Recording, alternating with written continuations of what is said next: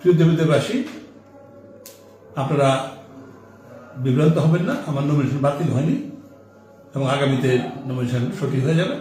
আমার অ্যাডভোকেটের সাথে আমি কথা বলছি, সেটা শুনুন।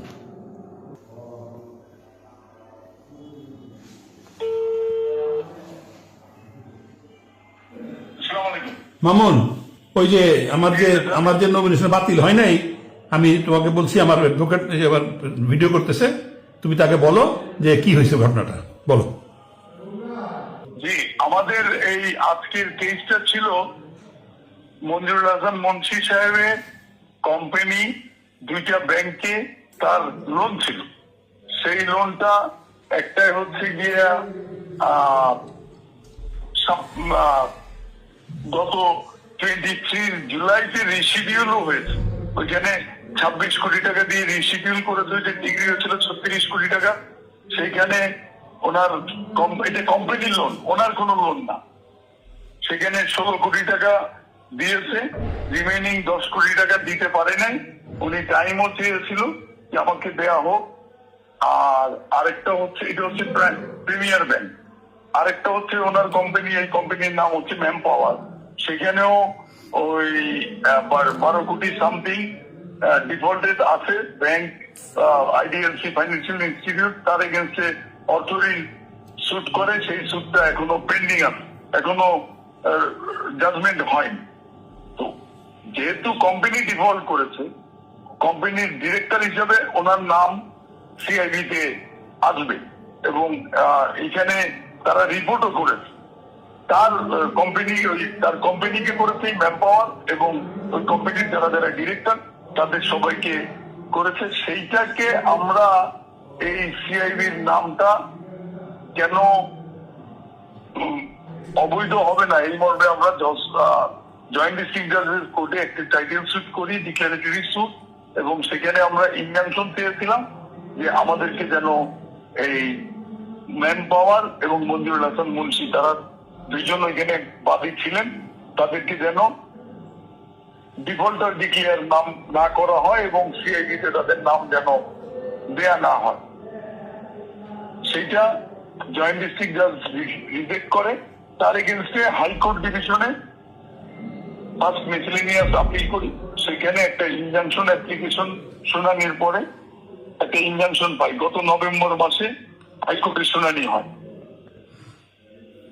সেখানে সেই শুনানিতে হাইকোর্ট ডিভিশন থেকে ইনজাংশন দেয় যে তাকে যেন ওই তার বাদী কোম্পানি এবং মঞ্জুরুল হাসান মুন্সি তাদেরকে যেন ডিফল্টার এবং তাদের নাম যেন সিআইডিতে ফরওয়ার্ড করা না হয়, এই মর্মে একটা ইনজাংশন দেয় 3 মাসের জন্য। এটা গত 2রা নভেম্বর এই অর্ডারটা হয়। এই হইল পজিশন।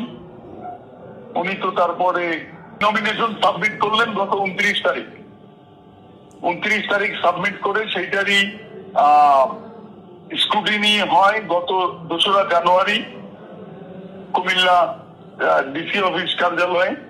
যখন ওনার নমিনেশনটা আসে ওই আসনের কুমিল্লা 4-এ, তখন ওনার নাম আসে। সেখানে ওনার হাতে বাংলাদেশ ব্যাংক থেকে একটা কাগজ এসছে, উনি আমাদেরকে পড়ে শুনিয়েছেন যে মঞ্জুরুল হাসান মুন্সি হাইকোর্টের একটা ইনজাংশনের অর্ডার আছে, তাকে সিআইবিতে করা যাবে না। সেই মর্মে তার এই ঋণ খেলাপির কোনো ইস্যু নাই। আমরা দেখতে পাচ্ছি এটাকে সাবস্টিটিউট করার জন্য আমরা আবার ওই হাইকোর্টের অর্ডারটাও সাবমিট করি, উনি এটা নেন। তারপরেও ডিসি সাহেব জিজ্ঞেস করেন যে ব্যাংকের কোনো কর্মকর্তা আছেন কিনা। আমাদের হাতে বাংলাদেশ ব্যাংকের এরকম ডকুমেন্টস আছে, তো ওইখানে ব্যাংকের কেউ ছিল না। তো বলছে তার এই প্রসঙ্গ আসার কোনো কারণ নাই। তো কাজেই ওনার নমিনেশন ওইখানে ওনার অপনয়ন একটা অবজেকশন রেজ করেছিল, সেটা নিয়ে হয়, সেটাও রিজেক্ট করে দিয়ে ওনার নমিনেশন বৈধ করে। দেয়ার আফটার গত পরশুদিন, গত 6 তারিখে প্রিমিয়ার ব্যাংক একটা আপিল ফাইল করে, আর গত 7 তারিখে আইডিএলসি ফাইন্যান্সিয়াল ইনস্টিটিউট তারাও একটা আপিল ফাইল করে। সেই দুইটা আপিল তারা চ্যালেঞ্জ করে। হাইকোর্ট গত 2রা নভেম্বর যে ইনজাংশন দিয়েছিল সেই অর্ডারের বিরুদ্ধে তারা আপিল করে। সেই আপিলেরই আজকে মহামান্য চেম্বার জাজ আদালতের শুনানি হয়। শুনানি অন্তে এটা ওই হাইকোর্টের অর্ডারটাকে স্টে করে। হাইকোর্ট যে ইনজাংশন দিয়েছিল তার নাম, তাকে ডিফল্টার করা যাবে না, তার কোম্পানিকে ডিফল্টার করা যাবে না, তার নাম সিআইডি তে ফরওয়ার্ড করা যাবে না, ইনক্লুড করা যাবে, সেই অর্ডারটাকে অনারেবল চেম্বার জাজ আদালত স্থগিত করে দেয়। এই হলো অর্ডার। তো এতে কি আমার নমিনেশন আমি ইলেকশন করতে পারবো না? আপনার নমিনেশন তো চ্যালেঞ্জ হয় না এখন পর্যন্ত, তো আপনার নমিনেশন তো ঠিক আছে। হুম।